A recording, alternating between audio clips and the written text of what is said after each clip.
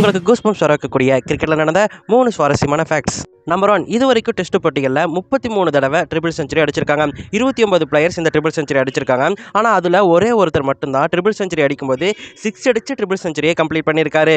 அவர் யாருன்னு உங்களுக்கு தெரியுமா? நீங்கள் எல்லாருமே பார்த்துருப்பீங்க. யாருன்னு தெரிஞ்சவங்க மறக்காமல் கமெண்ட்டில் சொல்லிடுங்க. நான் இப்போ ஆன்சர் சொல்கிறேன். அது அதிரடி ஆட்ட நாயகனான நம்ம வீரேந்திர சேவாக் தான்.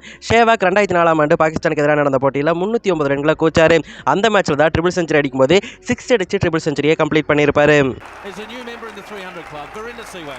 நம்பர் 2, டெஸ்ட் போட்டிகளில் ரன்ஸ் எந்த அளவுக்கு அடிக்கிறோமோ அதே அளவுக்கு அதிகளவு பால் ஃபேஸ் பண்ணுறது ரொம்பவே முக்கியம். அந்த வகையில் டெஸ்ட் போட்டிகளில் அதிக பால் ஃபேஸ் பண்ண பிளேயர் யாருன்னு சொல்லிட்டு உங்களுக்கு தெரியுமா?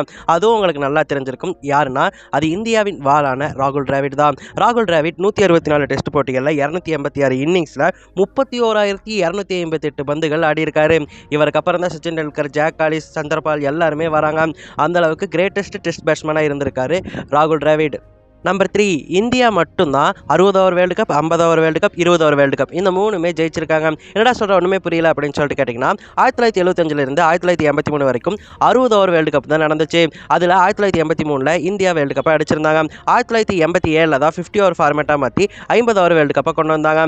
அதுக்கப்புறம் 2011 50 ஓவர் வேர்ல்டு கப்பையும் இந்தியா ஜெயிச்சிருந்தாங்க. அதே போல் T20 வேர்ல்டு கப் 2007 அறிமுகப்படுத்தினாங்க. அந்த முதல் வேர்ல்டு கப்லையும் இந்தியா ஜெயிச்சிருந்தாங்க.